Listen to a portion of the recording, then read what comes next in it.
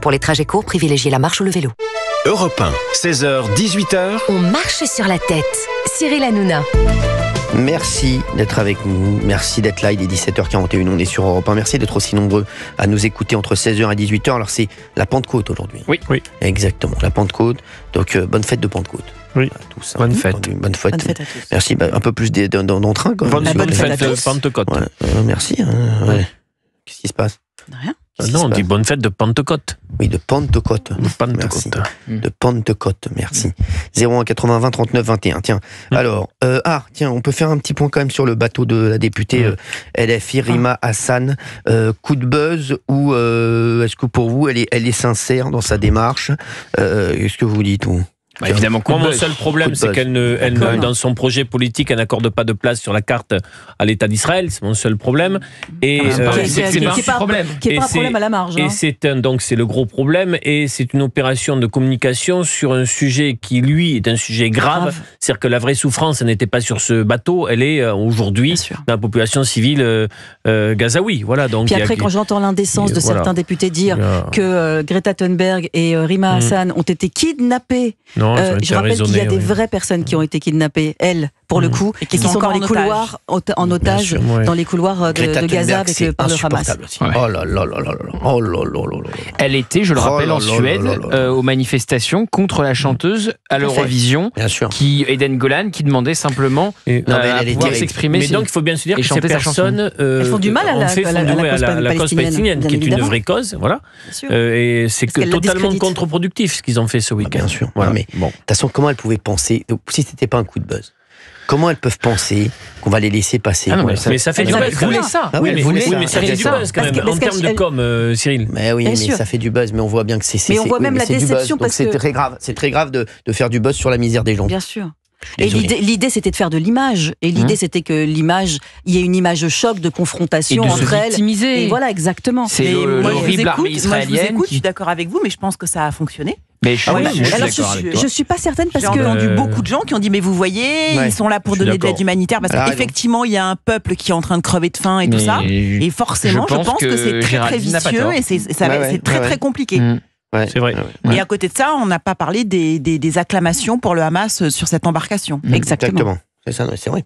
Oui, on peut en parler d'ailleurs. Bah oui, parce que il faut noter qu'il y a un des membres qui fait partie de cette délégation, ils sont une quinzaine je crois, et ce monsieur pose question parce qu'effectivement on l'a vu notamment aux funérailles de Nasrallah et on l'a entendu, en tout cas il y a des vidéos qui circulent de lui chantant des chants sur lesquels on dit mort à Israël et vive le Hamas. Le patron du Hezbollah, l'ancien patron du Hezbollah, mouvement terroriste au Liban. Donc ça interroge. Donc c'est une embarcation évidemment problématique, mais je pense qu'aujourd'hui, si on fait un sondage en France et tout ça, je pense que les gens globalement sont du côté de ceux qui sont sur cette embarcation pour aller donner des vivres aux gens de Gaza. Et Mais je crois que la fin a fait tout de même pchit, parce que les images que l'on a de la fin, c'est Rima Hassan et Greta Thunberg récupérés, tout sourire, en train de manger des sandwichs à la pita et machin. Enfin voilà, donc voilà, on voit bien que je crois y compris leur propres soutiens sont un peu gênés par cette embarcation. Mais ça continue à faire ça a fracturé la société française à nouveau. Mais l'idée est de faire ça d'ailleurs. L'idée est de fracturer et de polariser. Mais la société française n'a sans doute jamais été aussi polarisée. Tout à fait. Et je pense que il y aura des répercussions en 2027.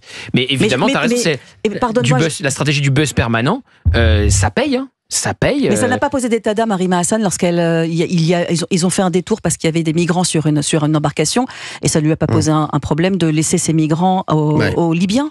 Dont on sait comment ensuite ils vont peut-être traiter ces mêmes migrants. Ça l'intéresse pas. Et ça ce qui se passe au Yémen, au Congo, ça l'intéresse pas. Même en Syrie. Non, ça l'intéresse pas. Par contre, je note que le gouvernement français, c'est très bien, veut récupérer ses ressortissants, c'est bien normal.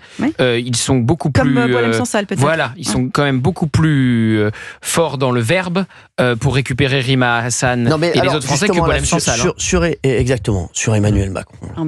Et Jean-Noël Barrot. Non mais Jean-Noël Barrot, est-ce qu'on en parle vraiment, Jean-Noël Barrot? Dites un mot si vous voulez, le tricard des tricards. Non mais franchement. Non, mais est-ce qu'on va parler de Jean-Noël Barrot? Je propose qu'on n'en parle même plus, parce qu'il n'existe pas pour moi. Il ne sert à rien. Et sachez-le, le ministre des Affaires étrangères, comme m'a dit quelqu'un de très bien placé, il ne sert à rien.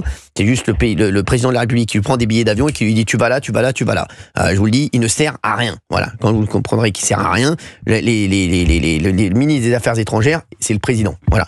Donc il faut arrêter. Donc Jean-Noël Barrot ne sert à rien. Il sert juste à, voilà, il pourra peut-être travailler chez Pachatour après son passage au ministère des Affaires extérieures.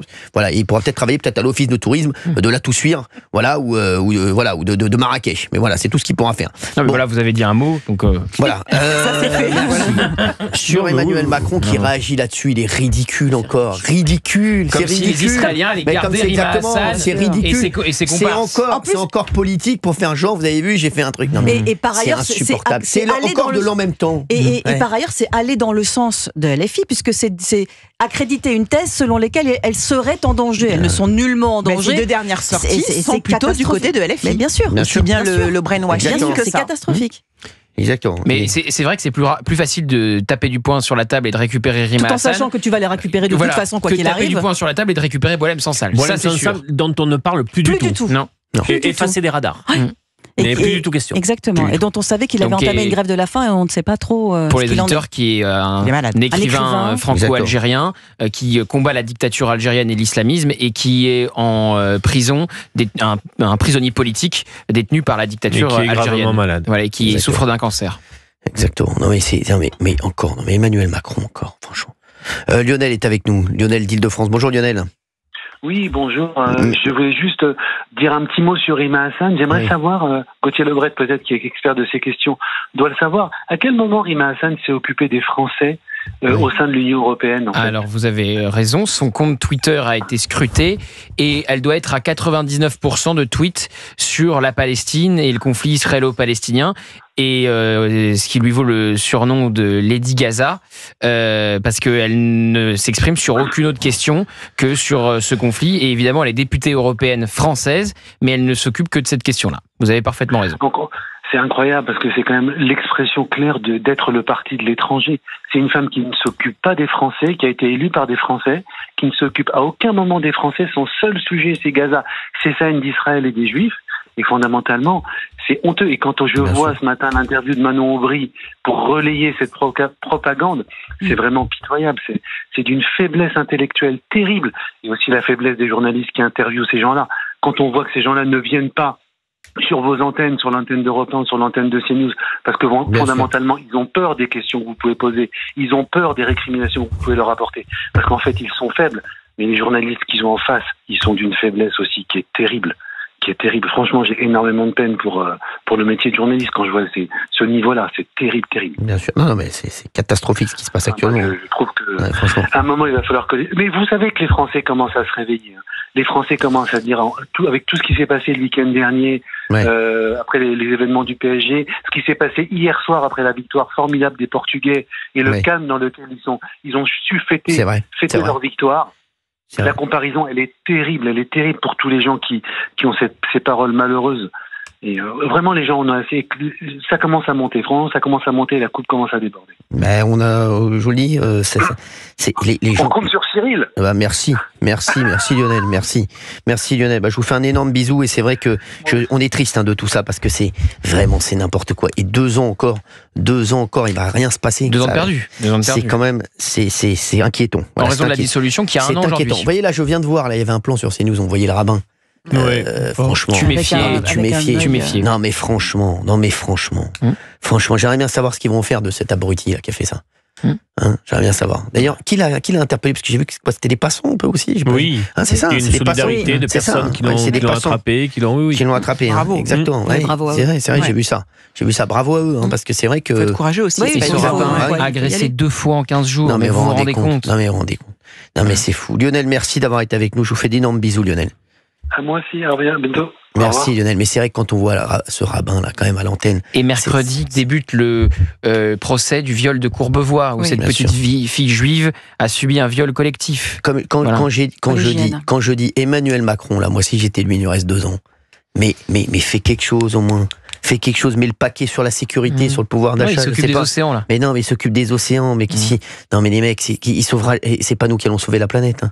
Je vous le dis, c'est pas cette émission sur France 2 qui va sauver la planète. Et surtout pas au détriment des classes populaires. Bien sûr, exactement, pas au détriment des classes populaires. Ciblées par les zones à faible émission, par les DPE qui n'ont pas de quoi acheter une nouvelle voiture, qui n'ont pas de quoi changer l'entièreté de leur immeuble quand il faut le faire pour avoir un meilleur bilan énergétique. Et je voudrais dire bravo aux Portugais, c'est vrai. Hier, il y a eu une belle victoire en Ligue des Nations, bravo à eux. Cristiano Ronaldo qui a marqué 40 ans. Ouais, incroyable. Fou, hein. Mais qu'est-ce que j'aime la communauté portugaise. Je vous jure, je les adore.